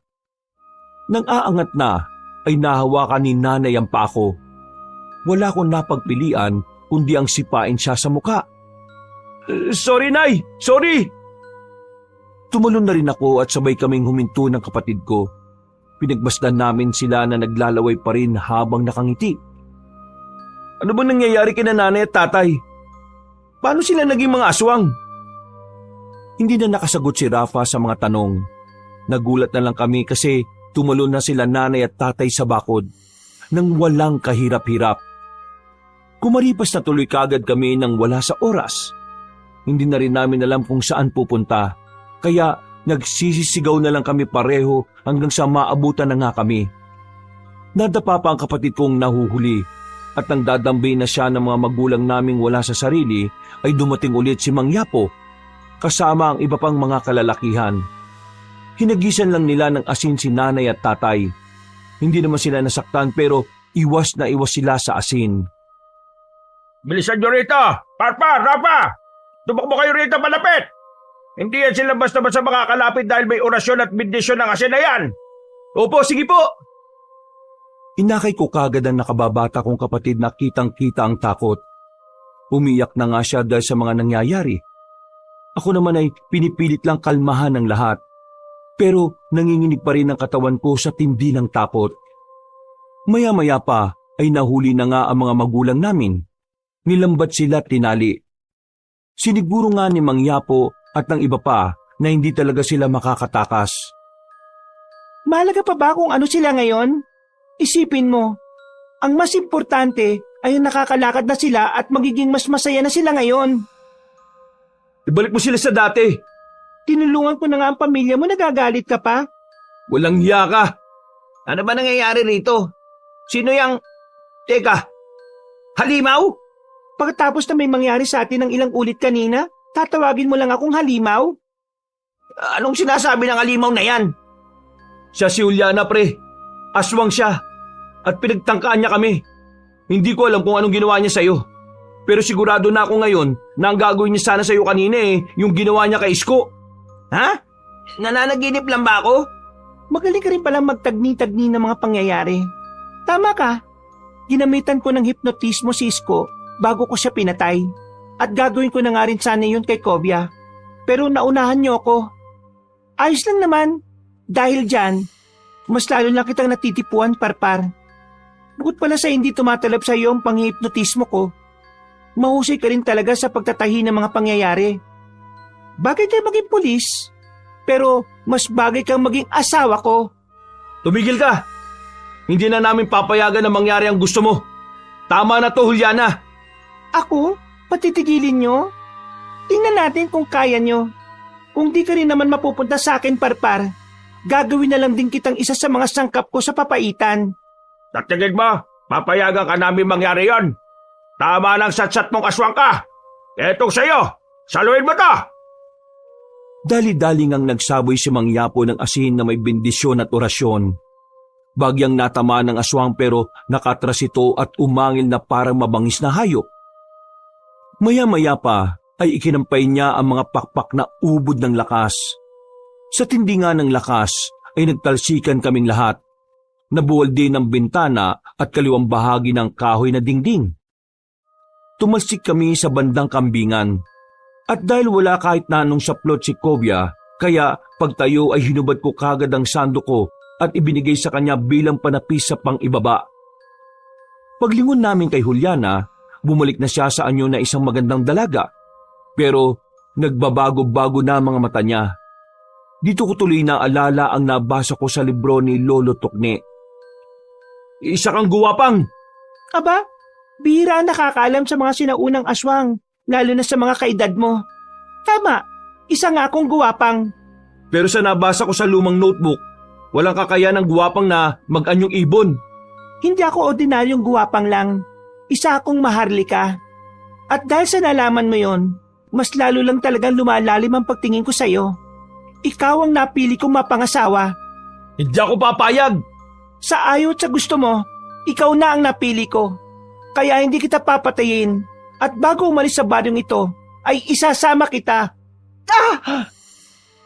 Nagulat kaming lahat nang may tumamang palaso sa kaliwang braso ni Juliana. Dahil dito ay dali-dali siyang nagpalit anyo bilang isang malaking ibon.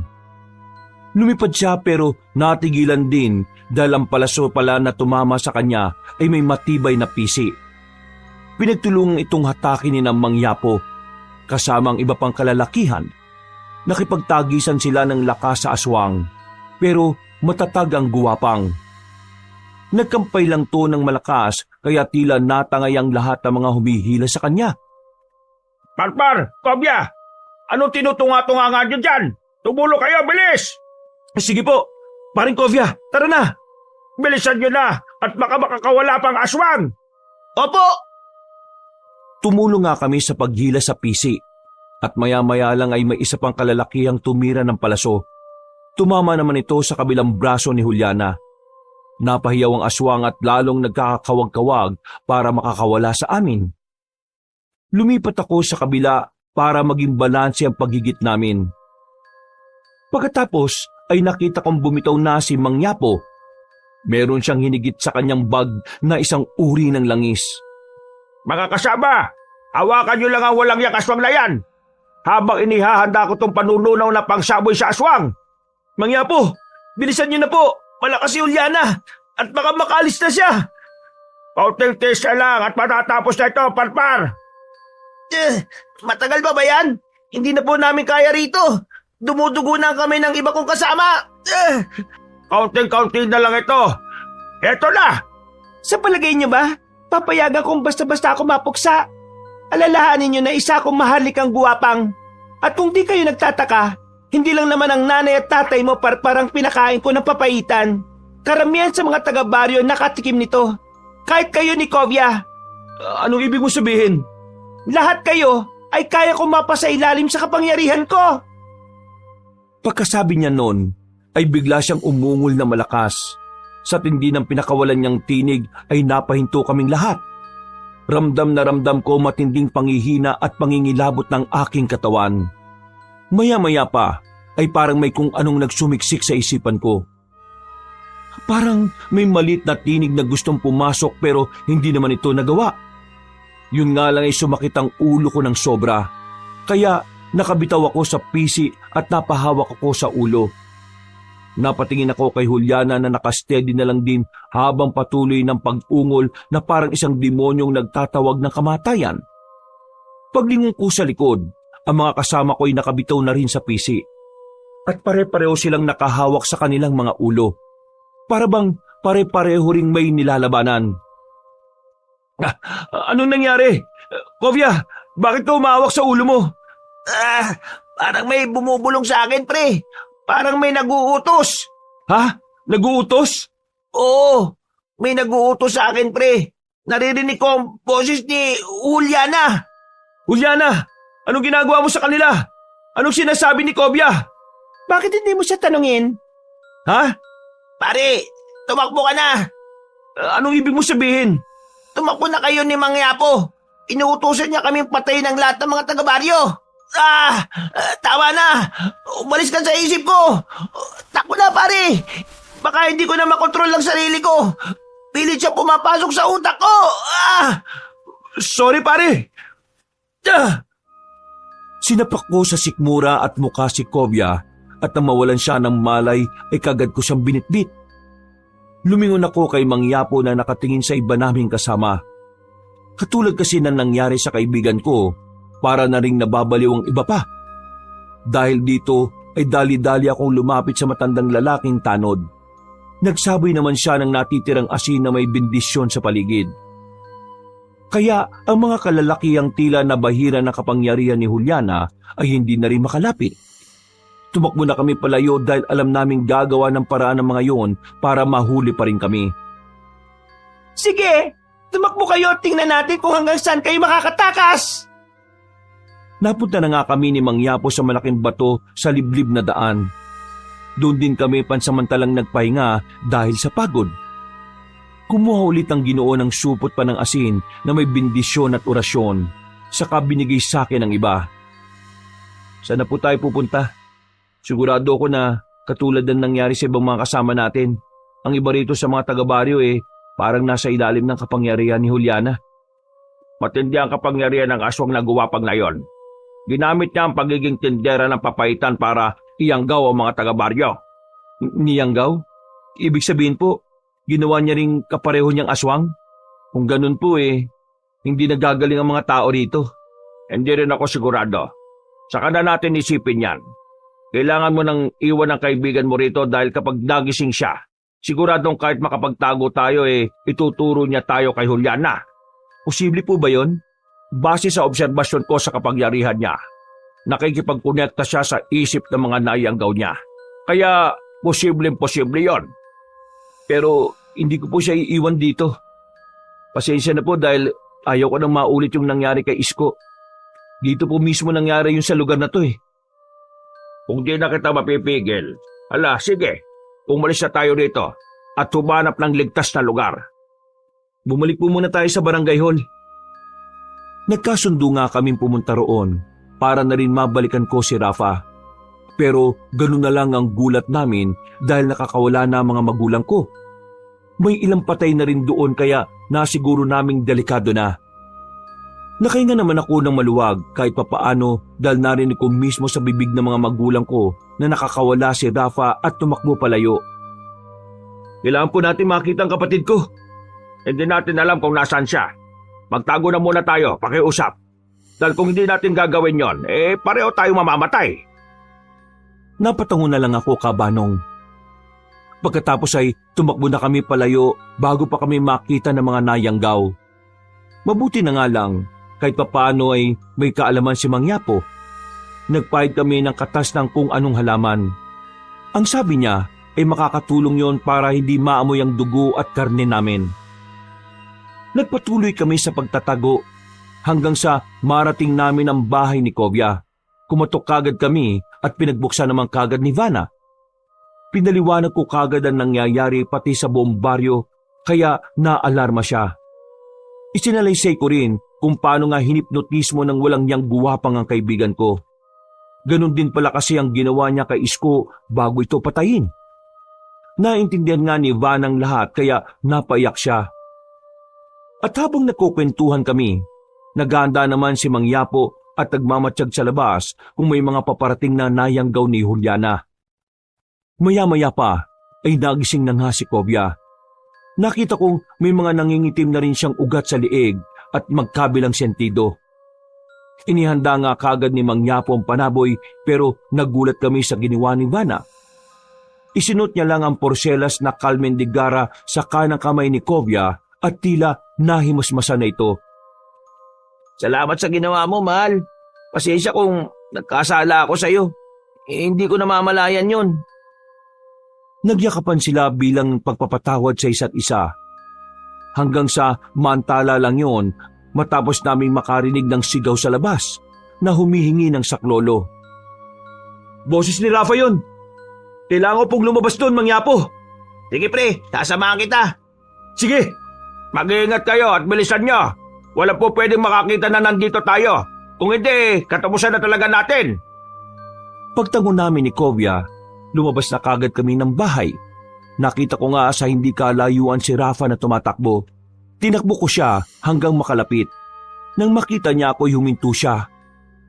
Humihingal siyang yumakap sa akin habang umiiyak, kaya inalo-alo ko siya. Pinipigilan ko lang ding umiyak dahil ayaw kong mapanghinaan lalo siya ng loob. Nandito na ako, Rafa. Ayos lang lahat. Huwag ka na matakot. Tahan na dahil ligtas ka na. Pre, bumalik na tayo sa bahay bago pa tayo makita ng humahabol sa kanya.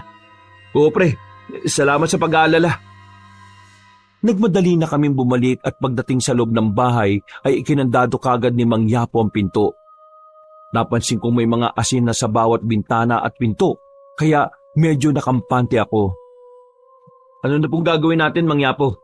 Mag-stay na lang po ba tayo rito hanggang mag-umaga? Ayaw ko mang sabihin pero gano'n na nga. Kahit delikado sa umaga, yun lang ang alam kong paraan para makalis tayo ng ligtas sa lugar na ito. Kaya kahit anong mangyari hindi nila dapat tayo matuntun dito. Yun na nga po.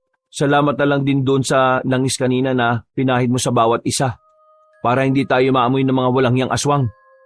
Kaya nga, pero hanggang 5 oras lang ang bisa ng langis. 7:00 ng umaga, hahalimuyak na ang dugot karnin natin sa mga nayanggaw. Kaya pagsikat ng araw umalis na tayo tumanap ng ligtas na lugar. May paraan pa po ba? Para mailigtas din yung mga taong niyanggaw ng hayop na Juliana na yon?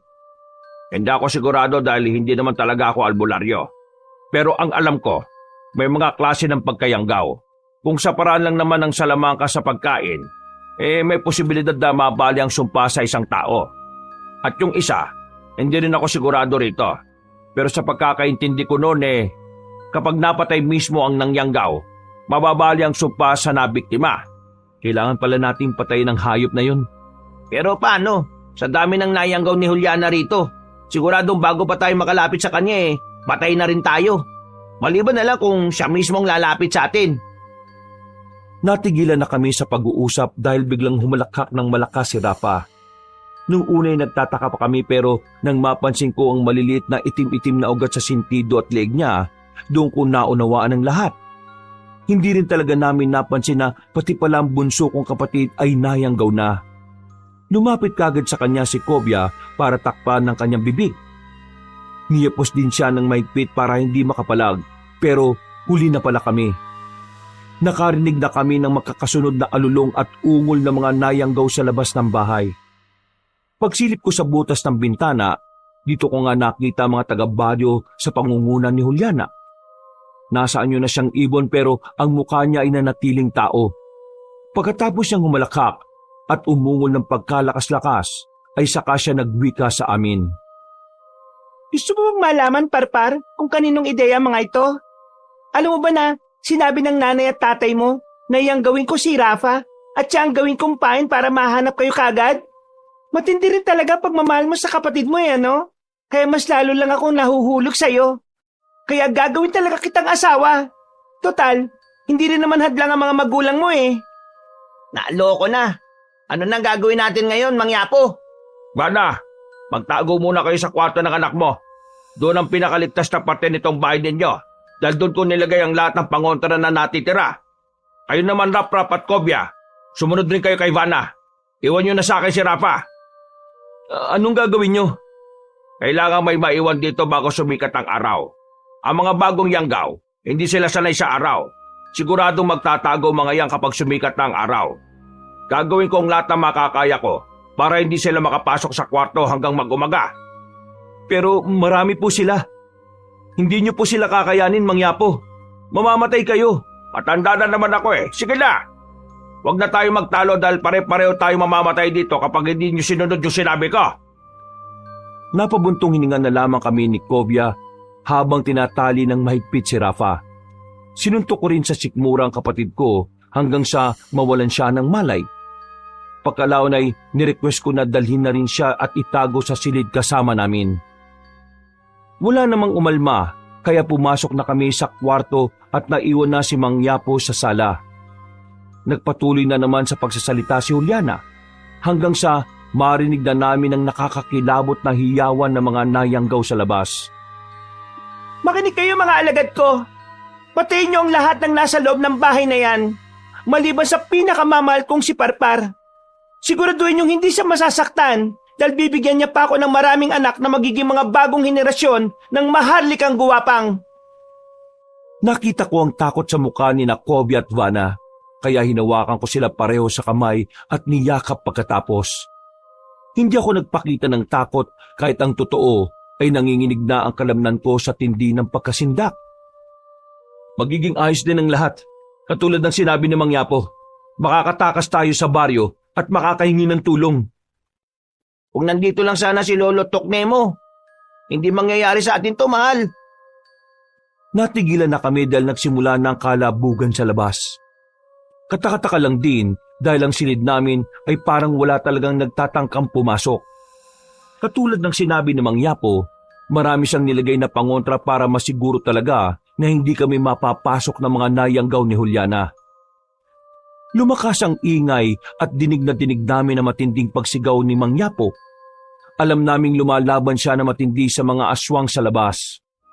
Ibinibigay niya ang lahat ng makakaya niya pero sa bandang huli ay narinig namin ang sigaw niya ng pagmamakaawa na parang hirap na hirap. Maya-maya pa may tila malakas na pagsabog kaming narinig.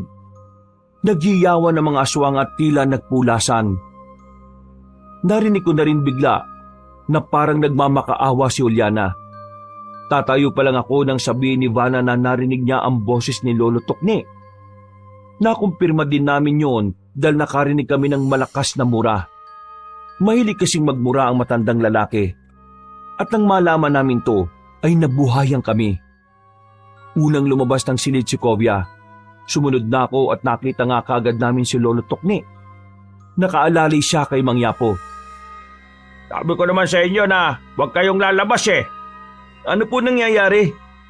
Tingnan nyo yung mga guwapang. Pagtingin namin sa sirang bintana, nakita ko nga si Juliana.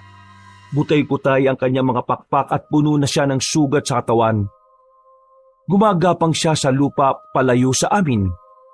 Nawala na rin ang iba pang nayanggaw na parang nagpulasa na. Ano pong ginawa nyo? Si Tokne, katulad pa rin ng dati. Wala pa rin kupas. Mahusay pa rin at parang hindi tumatanda.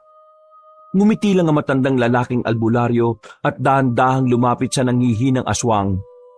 Ang itim nitong dugo ay kumalat na sa lupa. Umalingasong ang pamilyar na amoy na yon kaya napasinghap ako. Lumapit ako at sumunod kay Lolo Tokne hanggang sa mapatingin sa akin si Juliana. Pakiusap, Parpar. Gusto ko lang naman magtinda ng papaitan eh. Tindera ka nga pala ng papaitan, no? Pero niyanggaw mo mga magulang at kapatid ko, pati ang mga taga-baryo.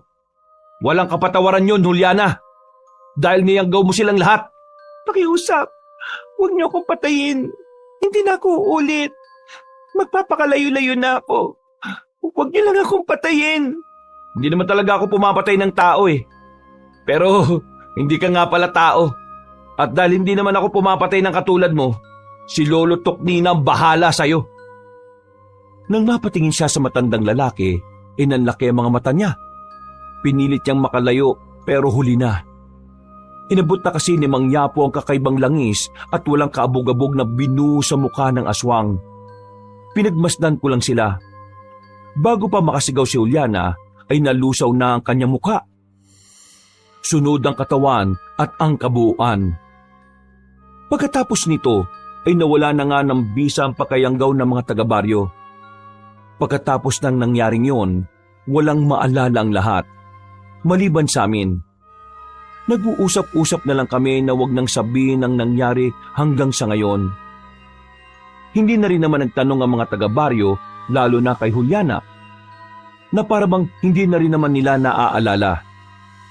Makalipas pa ang mga araw, gabi, linggo at buwan. Naka-move on na ang lahat at nagpatuloy sa kani-kanilang buhay. Ako naman po ay nagpasya na munang magtrabaho sa bayan upang mas mabigyan ng maayos na buhay ang pamilya ko. Makalipas ang 1 taon, may mga misyonaryo na tumulong kay nanay at tatay na magpagamot, kaya nakabalik po sila sa paglalakad. Kami naman ni Rafa ay naglingkod sa simbahan bilang pasasalamat sa Panginoon. Kabanong, ito po ang aking kwento at maraming salamat sa mga kaabangers sa pakikinig at sa lahat ng ating mga kayanggaw. Mag-iingat po tayo at God bless sa lahat. Mga kabangers, mga kayanggaw, si Kabanong po. Maraming salamat po sa patuloy niyo po na pagsuporta sa ating mga kwento. Salamat po sa pagsubaybay sa video natin ngayong araw na to. At kung nagustuhan niyo po yung kwento natin, sana po huwag niyo kalimutang pindutin ang subscribe button kung hindi pa kayo nakakapag-subscribe. At pindutin niyo na rin po yung notification bell para lagi po kayo nanonotify pag may mga bago tayong mga video. Mag-iwan na rin kayo ng comment at saka pindutin na rin ang like button. Kung medyo nabitin po kayo sa kwento natin ngayong araw, inaanyayahan ko po kayo na bisitahin niyo yung iba pa natin mga channel. Yung Pamela Clamil. Magaganda rin po yung mga kwento natin doon. Nagnanarita ko doon bilang si Lolo Pael at minsan bilang si Kabanong. Magaganda rin po yung mga kwento natin doon. Kaya sana po ay huwag nyo rin pong kalimutang mag-subscribe at syempre mag-comment at mag-like. At ngayon, kung medyo gusto nyo pa ng mas magandang kwento, iniimbitahan ko kayong mag-subscribe rin at maging isa kayo sa unang 100,000 subscriber ng bagong-bago nating channel. Na ang pangalan ng channel ay Kabanong version 2.0 kung saan meron na itong moving images kaya may mapapanood na kayo. At syempre, meron din po itong narration na meron na rin pong music and effects. Kaya pwedeng nanonood kayo habang pinakikinggan yon o pwedeng nakikinig lang kayo. O pwedeng pareho niya rin pong gawin. O di ba mas maganda? Kaya sana po bisitahin niyo po yun At para hindi po kayo mahirapang maghanap ng mga channel na yon, ilalagay po natin sa description o sa pin comment yung link ng mga channel. Hanggang sa susunod na mga kwento, wakas!